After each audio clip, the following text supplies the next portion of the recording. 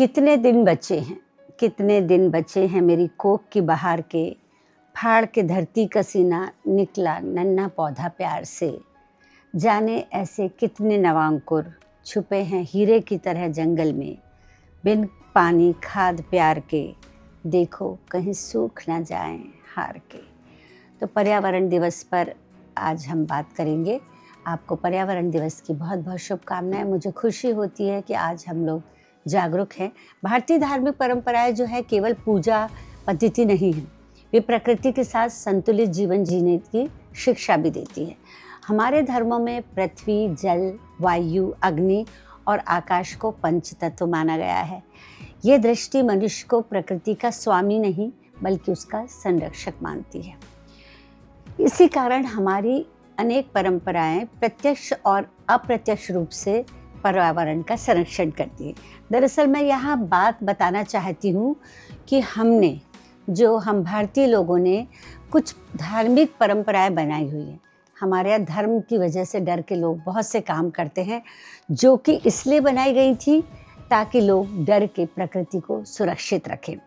तो प्रकृति को देवतुल्य मानने की परंपरा जो है, इसमें नदियों की पूजा, पर्वतों की पूजा, वृक्षों की पूजा और गंगा, यमुना, नर्मदा जैसी नदियों को तो माँ कहा गया है। पीपल, बरगद, तुलसी के वृक्ष पूजनीय माने गए हैं।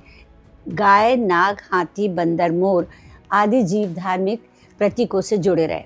जब किसी वस्तु को श्रद्धा मिलती है, मनुष्य उसका विनाश कम करता है। मेरा कहने का मतलब ये है कि हमने इन चीज़ों को धार्मिक पूजा पाठ में, जिसे लोग कई बार अंधविश्वास कहने लगते, मुझे तो अब ये अंधविश्वास भी अच्छा लगने लगा है। अंधविश्वास के डर से, धर्म के डर से, भगवान के डर से अगर हम इनकी पूजा करते हैं तो यानी हम इनको संरक्षित करते हैं, यानी हम इन्हें काटेंगे नहीं, इन जानवरों को हार्म नहीं पहुंचाएंगे, नुकसान नहीं पहुंचाएंगे। ये परंपराएं इसलिए बनाई गई थी। वृक्ष पूजा और वन संरक्षण। हमारे यहाँ पीपल को प्राणवायु का प्रतीक माना गया है। तुलसी को घर घर लगाया गया जिससे औषधीय और पर्यावरणीय लाभ मिले। वट, सावित्री, आंवला, नवमी जैसे पर्व जो हैं वृक्ष से जुड़े हैं। प्राचीन भारत में देववन या पवित्र उपवन बनाए जाते थे, जहाँ पर जो है आयुर्वेदिक जड़ी बूटियाँ, औषधियाँ लगाई जाती थी और उनकी पूजा भी की जाती थी, जिससे लोग उन्हें काटे नहीं, उनको नुकसान ना पहुँचाएं। कुएं, बावड़ी, तालाब और सरोवर बनाना, मतलब पानी की भी सुरक्षा करना और पानी को व्यर्थ न जाने देना, ये भी हमारी धार्मिक परंपराओं में शामिल था, जिससे हम आज थोड़ा सा मॉडर्न होके भूले जा रहे हैं, पर वो परंपराएं थी ही इसीलिए कि हम सब चीज़ सुरक्षित रखें। तीर्थ स्थलों के आसपास भी जल स्रोत बनाने की परंपरा थी और ये भी था कि सादा जीवन, कम उपभोग और संतोष की भावना प्राकृतिक संसाधनों के साथ रहे। अर्थात इसका मतलब कि हम हवस में बहुत पेड़ ना काट दें, जल को नष्ट ना करें, जल का व्यर्थ उपयोग ना करें, पृथ्वी को उर्वर रखें। और उपास और व्रत भी केवल आध्यात्मिक साधना नहीं, बल्कि इसलिए कि हम भोजन का बहुत अधिक दुरुपयोग भी ना करें। मतलब हम चीज़ें, सब्जियां, फल वगैरह ज़्यादा तोड़ेंगे। अगर हम हफ्ते में एक व्रत उपवास करेंगे तो उसका जो है हम बहुत ज़्यादा उपयोग भी नहीं करेंगे। अहिंसा भी रखा गया है। जीव संरक्षण में अहिंसा को रखा गया है, जैसे पशु पक्षियों को दाना डालना, आजकल लोग डाल रहे हैं, जीव हत्या से बचना, गौ का संरक्षण करना और वन्य जीवों के प्रति थोड़ी करुणा रखना। पर्व और ऋतु चक्र का भी संबंध है। हम मकर संक्रांति, सूर्य परिवर्तन होता है जब, तो इस समय और छठ की पूजा सूर्य और जल के प्रति कृतज्ञता व्यक्त करते हैं। यज्ञ और पर्यावरण की अवधारणा भी है। वैदिक यज्ञों का मूल भाव जो होता है प्रकृति के प्रति आभार, संतुलन था। आपने पुराने ज़माने की कथा सुनी होगी, यज्ञ हवन किए जाते थे, वर्षा होती थी, गीत गाए जाते, मल्हार गाते थे तो वर्षा होती थी, दिए जल जाते थे। धर्म ये सिखाता है कि पृथ्वी केवल वर्तमान पीढ़ी की संपत्ति नहीं है। वसुधैव कुटुंबकम की भावना पूरी धरती को परिवार मानती है। जब पृथ्वी परिवार बन जाती है तब उसका संरक्षण हमारी नैतिक जिम्मेदारी बन जाता है। आज की चुनौती, दुर्भाग्य से कुछ आधुनिक धार्मिक गतिविधियां जैसे प्लास्टिक का अधिक उपयोग, उसका कचरा विसर्जन, तेज ध्वनि प्रदूषण पर्यावरण को नुकसान पहुंचाते हैं। इसलिए आवश्यकता इस बात की है कि हम अपनी परंपरा की मूल भावनाओं को समझें, ना कि केवल बाहरी आडंबर को।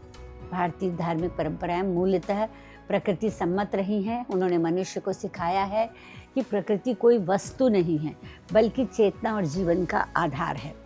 वृक्ष पूजा, जल संरक्षण, अहिंसा, संयम और पंच तत्व की अवधारणा जो हम पूजा में भी करते हैं, आज भी पर्यावरण संकट के समय प्रासंगिक होनी चाहिए और हैं भी। यदि हम अपनी परंपरा के मूल संदेश को आधुनिक जीवन में अपनाएंगे तो धर्म केवल आस्था का विषय नहीं रहेगा, बल्कि पृथ्वी को बचाने की एक शक्तिशाली सांस्कृतिक चेतना बन सकता है। मैं खुश हूँ कि हमारे युवा भी इसमें आगे सामने आ रहे हैं। मैं हमेशा शिकायत की बात नहीं कहना चाहती, ठीक है बहुत लापरवाही हो रही है, हम लोग काफ़ी प्रदूषण फैला रहे हैं, पर अभी हाल ही में मैंने एक समाचार पढ़ा कि मैनेट के 2 स्टूडेंट्स ने एयर पॉल्यूशन से लड़ने का एक स्मार्ट तरीका ढूंढा है। मौलाना मैनेट हमारा भोपाल का, ये department of energy science and engineering के स्टूडेंट्स ने एयर पॉल्यूशन से लड़ने का एक स्मार्ट तरीका ढूंढ निकाला है। अब एयर क्वालिटी भोपाल के लिए भी, जो पहले काफ़ी शुद्ध साफ हवा होती थी, अब चिंता का विषय होती जा रही है। तो इसके पहले कि ज़्यादा खराब हो, हम पहले ही ऐसे सॉल्यूशन निकाल लें जो पर्यावरण के लिए सुरक्षित हो। इस दिशा में काम करते हुए 2 स्टूडेंट्स ने smart water mist based automatic AQI control system बनाया है। ये पानी से मिस्ट, थोड़ी सी धुंध जैसी क्रिएट करके धूल और प्रदूषण के कणों को तुरंत सेटल डाउन कर लेता है और जिससे AQI यानी एयर क्वालिटी इम्प्रूव हो जाती है। तो इस तरह के प्रयास अगर होते रहें, हम पौधे लगाते रहें, अपने वृक्षों का सम्मान करें, उन्हें काटने की बजाय उनकी पूजा करते रहें, तो शायद हम वृक्ष, पृथ्वी और स्वयं को भी बचा सकेंगे। बस यही कह रही है आज तो ज़िंदगी।